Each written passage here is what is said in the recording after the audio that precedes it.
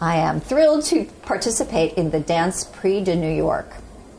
I think this competition is going to be a little bit different. The aspect of competing won't be the main focus. There will be a focus on educating the dancer as a whole, which is something I believe in tremendously. We're constantly trying to recruit people who I think and we think are the right kind of dancer for American Ballet Theatre. And our difference is that we really want to focus on the word theater and look for that dancer who is open and open-minded, who's willing to put themselves on the line and dance, uninhibited. And hopefully we're going to find that in your competition. My name is Cynthia Harvey. I am the Artistic Director of American Ballet Theatre's Jacqueline Kennedy Onassis School, and I am the Artistic Director of the National Training Curriculum that is in association with our institution here, as well as I oversee the artistic sensibilities of the school in California, the William Gillespie School, currently run by Elaine Aubert. I began ballet in California.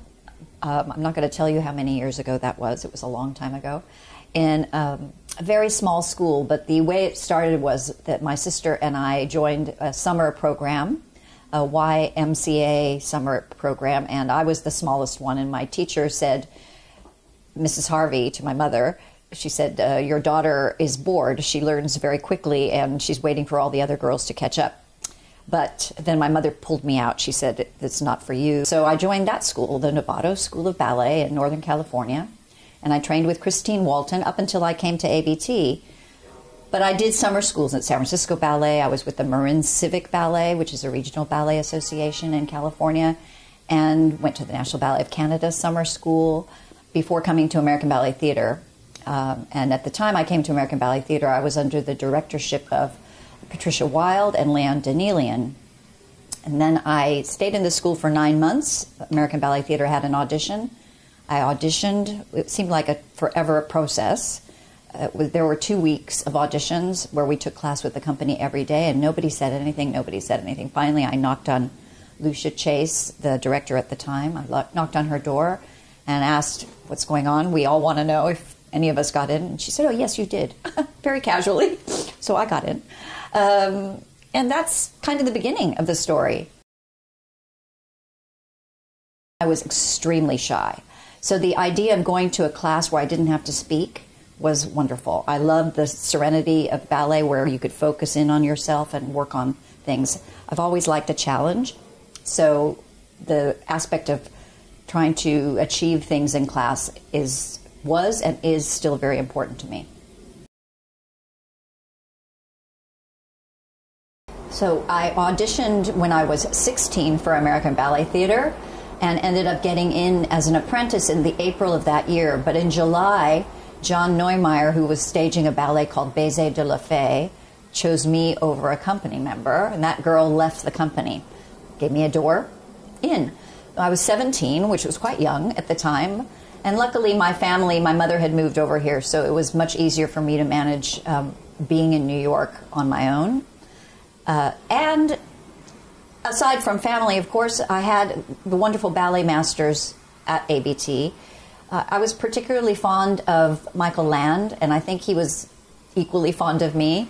Maybe understood the work ethic between him and then Natalia Makarova, who was a huge idol, still is. And she took me under her wing, as she did a few other people. And David Howard then became my teacher, and I would go to him in the evenings after rehearsals ended, where we would work until 10:30, 11 o'clock at night. And he did this for no charge, so it was very generous of him. And yes, I owe a great deal to all of it, ABT, basically. Later on, it was Georgina Parkinson who pushed me through and forward, and Mikhail Baryshnikov, when he became director, used a lot of us. He wanted to have his own group of dancers that he could show his vision of the company, so I was one of the fortunate ones, and he, also helped champion me. The atmosphere at ABT during the time of, let me go back to the Lucia Chase days. The atmosphere in the Lucia Chase days was a very familial feeling, and I still feel that today now that I'm back. And I think that the dancers do make up a company, and it depends on who the director is, of course, but I think Lucia had that feeling of family. During the time of Mikhail Baryshnikov, it probably was a little bit less that we knew what was going on, but in a way that was a great challenge. He was always in class himself, so he could keep an eye on all of us. And then you knew he'd correct us during class, but you actually felt like every class was an audition, and you couldn't just let your guard down. The performances obviously were equally important. We toured like crazy. I mean, we would do 17-week tours starting in December. We'd be on the road. We wouldn't come home till April. Then we'd rehearse for, I don't know, 6 weeks maybe, and then go to the Metropolitan Opera House, or what was the New York State Theater, now the Koch Theater. So it was a you were forced with each other no matter what. You got friendly because we would room together. And I mean, in my first years, I would room with 3 other girls. We'd ghost. You'd get a per diem, so you'd go and sneak in the room in the hotel and save a little money that way. People would cook in their own rooms using a hot tray and a hob and pots and pans that they would take on tour. We brought our animals with us. I toured with my cat at one time, and I think we were a traveling zoo. But it was fun. I think that's the beauty of a ballet company, is the camaraderie. And I missed that the most when I left, when I retired, was the feeling, you know, when you're in the dressing room getting ready to do the show and you're putting your makeup on and you're chatting, you have such a similar mindset, and everybody understands what you're going through because they've been with you day in and day out for all the rehearsals, all the performances. So yeah, it's a wonderful atmosphere. For me, the Misha period obviously was quite successful. I mean, he used me a lot. I think probably the hardest thing was that he was an accomplished dancer, and I was given the opportunity to perform with him. And because he'd already danced those roles many, many times, he was less likely to want to rehearse. And I wanted to rehearse because, of course, I was not as experienced and I was younger, and, you know, nobody really wanted to see me out there. They really came to see him. So I needed to prove myself, and I found that the lack of rehearsal with him forced me to actually try to practice on my own more because I needed the stamina, and it was always frightening for me to go on stage not knowing whether I could get through something because he'd have a meeting or he'd go and do a TV show or, you know, everything that he, you know, made him what he is today. And but it was hard for the young whippersnapper in me, in my head at the time. I don't think I showed it. I think I tried to fight that. And if anything made me upset, I wouldn't do it in front of people. I would cry at home. But yeah, you know, first world problems, right? You know, I get chosen by Baryshnikov and I'm not rehearsing as much as I want. But I found a way around it, and I worked with David Howard, and that's one of the reasons why I went to him to work. David was wonderful. He had the caustic wit. He would say things that would take you aback. You'd be shocked. Some of the comments he'd make, you'd think, you can't say that to me. You know, they were criticisms with a bit of a turn to them. But he pinpointed, he had such an eye, and he would pinpoint what you needed to work on. Sometimes he'd put us in front of a mirror and he'd look at you and say, you know, your head is small, your hands are small, your feet are small. You need to do this to make yourself look long and lean. And you don't take it as an insult. You want to be better, so you don't get upset at every little criticism. I think that's kind of the difference between now and then. Is as a director now, I find the students, you can't say anything. They get very upset. They think that you're humiliating them. I can't even begin to tell you some of the things I was told, and I survived it. I think the differences now in the dance world from when I was moving up the ladder are a couple of little things. I think dancers and students are so easily distracted now, and it seems like they want to be popular, not necessarily putting in the work for it. When I say work, I can't even begin to tell you the kind of work ethic we had to have at ABT. Every dancer that gets taken into the company is already successful in their own right, and they've achieved a high standard. But to do more, you have to work more. It's not about how many likes you get on Facebook, or, you know, how many friends you have, or I don't know.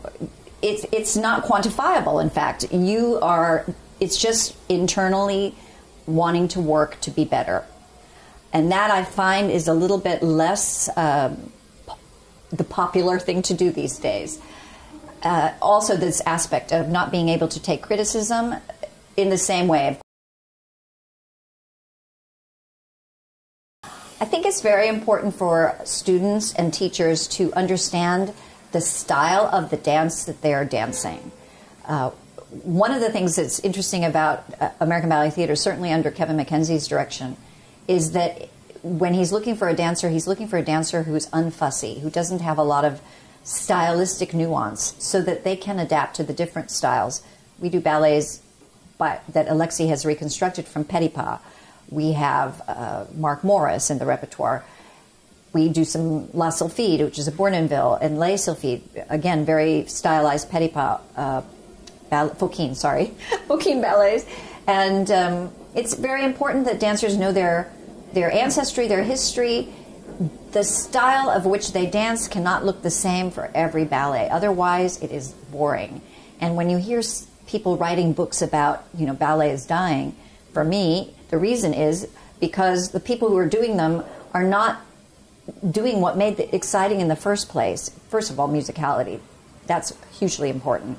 And I feel like why I have our principal conductor teaching our music class is because he's there firsthand looking at our kids or our company dancers performing and knowing the music is written this way and you've asked for it to be slower so that you can squeeze one more or two more pirouettes in there. And that's not the important aspect of the dance. You're athletes who are artists, so we want you to adapt to the ballet you're dancing. There are, wonderful schools and schooling, Russian training, the Danish training. All these styles are so very important to how you're dancing those roles, and to understand that those styles, they don't look the same. The accent on the music is not the same, and you need to adapt. You can't do it the way you do it. You need to be a bit of a chameleon.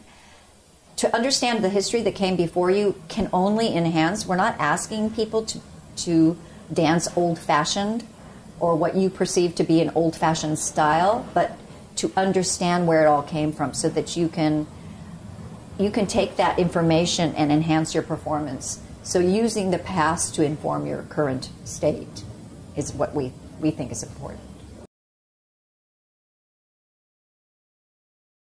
For me, the most important thing in a young dancer, first, is their focus, and I can see it in their eyes, the hunger for wanting to dance. Perfection is boring. What I'm looking for is somebody who has a spark, who can listen to correction, who wants to adapt, who handles pressure a little bit. Our school, what I feel is different is we're very, very interested in nurturing the individual. Not everybody is treated the same. Of course, we expect a certain amount of respect and grace and dignity, but you're not treated like a number. You're treated as a person. And we talk about and we really strive to take care of the dancer as a whole, as a person, because after you finish your dancing career, you have a whole nother life ahead of you. And we'd love you to contribute to humanity in some way or another. And that aspect starts here in the studios, how you treat each other, how we respect our teachers. Yes, the work ethic is very, very important. So, we're not diminishing our role as dance educators, but we're trying to enhance our role as entire life educators as well.